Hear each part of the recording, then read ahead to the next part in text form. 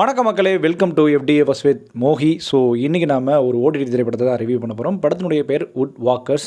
இந்த படமானது Lions gate OTT ஆப்பில் stream ஆகிட்டு இருக்கு. முக்கியமாக தமிழையும் டப் செய்யப்பட்டிருக்கு.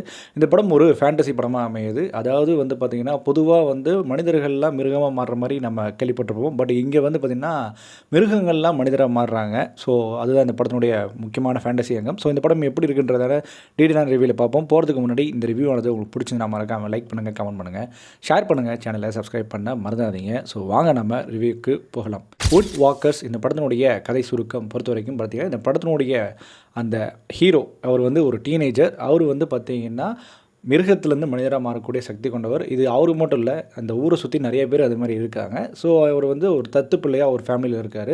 அவர் அந்த ஃபேமிலியில் வளர்த்துட்ருக்காங்க. ஆனாலும் இருந்தாலுமே அப்பப்போ அந்த மிருகத்தன்மை தென்பட்டுக்கிட்டே இருக்குது. அந்த ஒரு தருணத்தில் ஒரு ஸ்கூலில் அவருக்கு ஃப்ரீ சீட்டு கிடைக்குது. அந்த ஸ்கூலுக்கு போகிறாரு.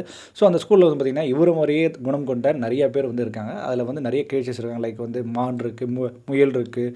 ஸோ இது மாதிரி ஒவ்வொரு விலங்குகள் இந்த இடத்துல இருக்காங்க.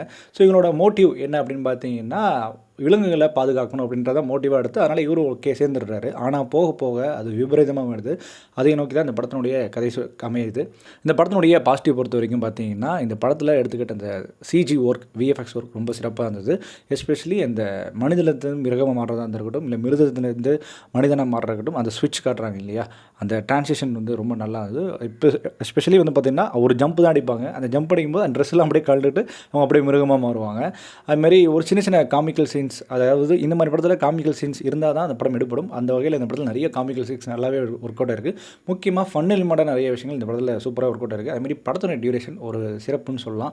லிட்டரலி ஒரு 1.5 மணி நேரம் தான். 1.5 மணி நேரத்துக்கு இந்த படத்தில் இன்புட் கொடுக்க முடியுமோ அது எல்லாமே கரெக்டாக கொடுத்தாங்க. அதாவது போர் அடிக்காமல் போகுது அப்படின்னு கூட சொல்லலாம். அண்ட் மோரோவர் பார்த்திங்கன்னா அந்த படத்தில் நடிக்கப்பட்ட நடிகர்கள், முக்கியமாக அந்த டீனேஜர்ஸ், அப்புறம் கூட வர அந்த கேர்ள் ஃப்ரெண்ட், அதுக்கப்புறம் பார்த்திங்கன்னா அந்த பையன், ஸோ இது மாதிரி எல்லா கேரக்டர்ஸுமே, ஈவன் வில்லன்ஸ் கூட சரி, எல்லாருமே ரொம்ப கரெக்டாக கனகச்சிதமாக இருந்தது சொல்லலாம். அதுமாதிரி இந்த படத்தில் எனக்கு ரொம்ப பிடிச்சது அந்த கரெக்டாக அந்த அனிமேஷன் கிரியேச்சரை கொண்டு வந்த விஷயம். அது இந்த கேரக்டருக்கு இப்படி தான் சூட் ஆகணும். அதே மாதிரி இவங்க பண்ணுற இந்த மேஜர் கான்ஃப்ளிக்ட் இருக்கு இல்லையா, அந்த கான்ஃப்ளிக்ட்டை தாண்டி சின்ன சின்ன கான்ஃப்ளிக்ட்ஸ்லாம் இருக்கும். அந்த கான்ஃப்ளிக்ட்ஸ்க்கு கொடுக்கப்பட்ட வரையறைகள்லாம் ரொம்ப நல்லா நீட்டாக ப்ரெசென்ட் பண்ணியிருந்தாங்க. இந்த படத்தினுடைய ட்ராபேக்காக பொறுத்த வரைக்கும் பார்த்திங்கன்னா, இந்த படத்தினுடைய கதையே ஒரு கட்டத்தில் பெருசாக சுவாரஸ்யம் இல்லையா தோண வைக்குது. அதாவது இந்த படத்தினுடைய அந்த மெயின் கோரே அந்த கிளைமேக்ஸ் தான். அந்த கிளைமேக்ஸ் கான்செப்ட் பண்ணியிருந்தாங்க. ஆனால் அதுக்கான போகிறது ரூட் இருக்குது இல்லையா, அது பெருசாக வலுவாக எழுதப்படலை அப்படின்னு தோண வைக்குது. என்னதான் குழந்தைகளுக்கு பிடிக்கிற மாதிரியான கதைகளமாக இருந்தாலும் கொஞ்சம் சோர்வுடைய வைக்கிற மாதிரி இருக்குது. எஸ்பெஷலி பார்த்திங்கன்னா அந்த செகண்ட் ஆஃப் மேலே அந்த அந்த ஒரு கான்ஃப்ளிக்ட் இருக்குல்ல, பெருசாக இருக்கணும். அந்த பெருசாக இல்லாததான் இந்த படத்தினுடைய பெரிய பிரச்சனையாக இருக்குது. மற்றபடி ஒரு நீட்டான ப்ரெசன்டேஷன் கண்டிப்பாக உங்கள் குழந்தைங்களுக்கு பிடிக்கும், உங்களுக்கும் பிடிக்கும், நிறைய சான்ஸ் இருக்குது.